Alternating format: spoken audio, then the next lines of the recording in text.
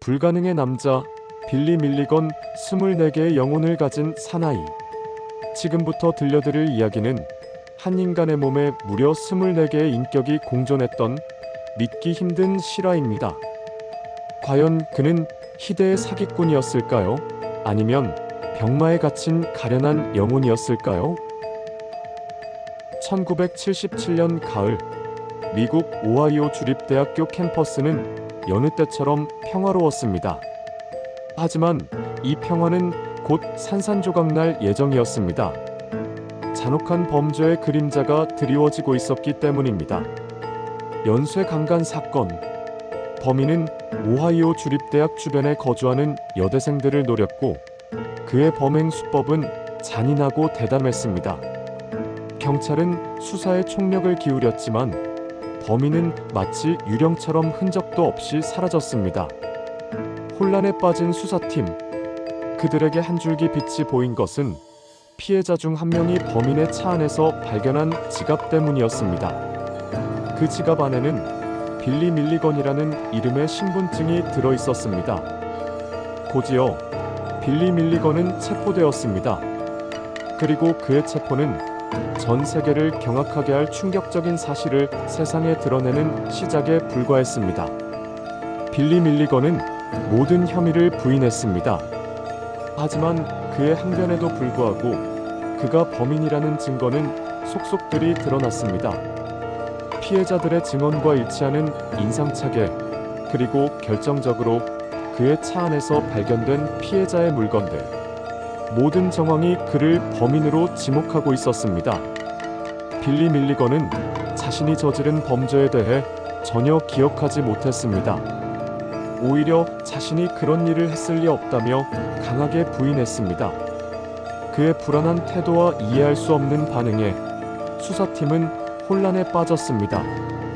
법원의 명령으로 빌리 밀리건은 정신과 의사들을 만나게 됩니다. 그리고 이 정신 감정 과정에서 그 누구도 예상치 못한 충격적인 사실이 드러나게 됩니다. 정신과 의사들은 빌리 밀리건의 행동을 면밀히 관찰했습니다. 그리고 마침내 그들이 도달한 결론은 경악스러웠습니다. 빌리 밀리건은 한 사람의 몸에 무려 24개의 인격이 공존하는 희귀한 정신질환인 해리성 정체성 장애, 즉 다중인격 환자였던 것입니다. 그의 몸 안에는 각기 다른 이름과 나이, 성격, 심지어는 지능까지도 다른 24개의 인격이 살고 있었습니다. 그들의 존재는 상상조차 할 수 없는 것이었습니다. 이들은 마치 한 집에 사는 각기 다른 가족 구성원처럼 때로는 협력하고 때로는 갈등하며 빌리 밀리건의 삶을 움직였습니다. 이 복잡한 인격들의 집단에서 특히 중요한 역할을 한 인격들이 있었습니다. 아서는 지적이고 교양 있는 영국인 인격으로 모든 인격들의 수장이자 지식의 보고였습니다. 그는 다른 인격들을 통제하고 외부 상황을 분석하는 역할을 했습니다. 반면 레이건은 유고슬라비아 출신의 공산주의자로 난폭하고 폭력적인 성향을 가지고 있었지만 다른 인격들을 보호하는 데에는 주저함이 없었습니다. 그는 주로 위험한 상황에서 나타났습니다. 앨런은 예술적인 감각을 지닌 화가였고 데니는 두려움에 사로잡힌 어린 소년 인격이었습니다. 그리고 크리스틴과 크리스토퍼는 빌리 밀리건의 어린 시절을 대변하는 순수하고 천진난만한 인격들이었습니다. 그렇다면 연쇄강간 사건은 과연 누가 저질렀을까요? 정신감정을 통해 드러난 진실은 더욱 충격적이었습니다. 이 사건을 저지른 인격은 빌리 밀리건의 내면에 잠재되어 있던 필립과 케빈이라는 두 인격이었습니다.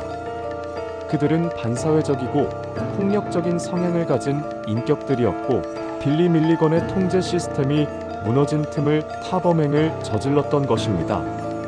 이들은 빌리 밀리건이 어린 시절 겪었던 끔찍한 학대와 트라우마 속에서 탄생한 인격들이었습니다. 그의 육체는 학대를 피할 수 없었지만 그의 정신은 스스로를 보호하기 위해 분열했던 것입니다. 빌리 밀리건의 재판은 전 세계적인 논란을 불러일으켰습니다. 과연 24개의 인격을 가진 그를 한 명의 범죄자로 처벌할 수 있는가?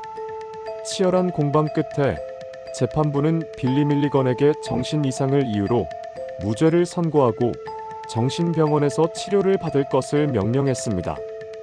이는 미국 사법 역사상 최초의 판결이었습니다.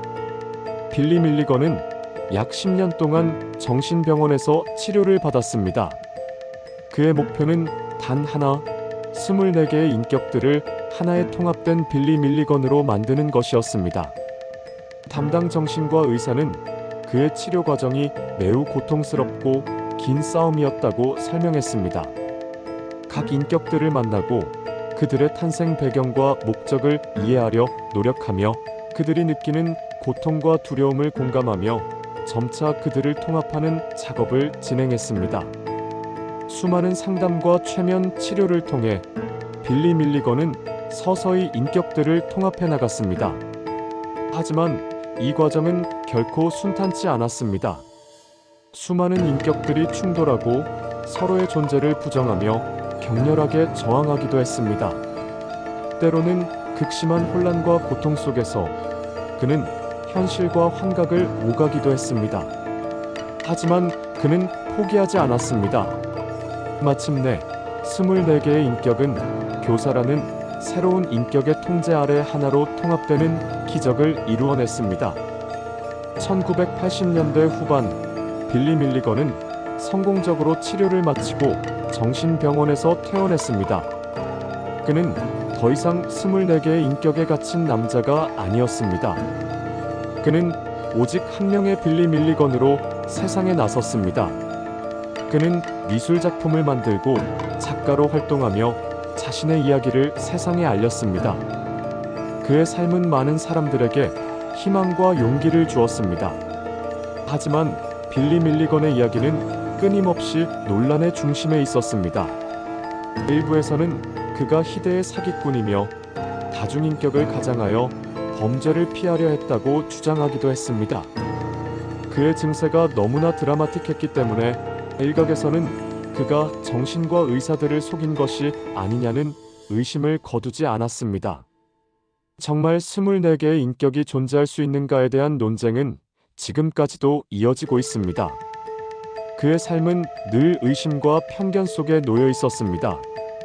그럼에도 불구하고 빌리 밀리건은 자신의 삶을 긍정하며 2014년 6월 12일 59세의 나이로 세상을 떠났습니다. 그는 마지막까지 자신의 진실을 주장했습니다. 그는 희대의 사기꾼이었을까요? 아니면 병마와 싸워 이겨낸 불굴의 영혼이었을까요?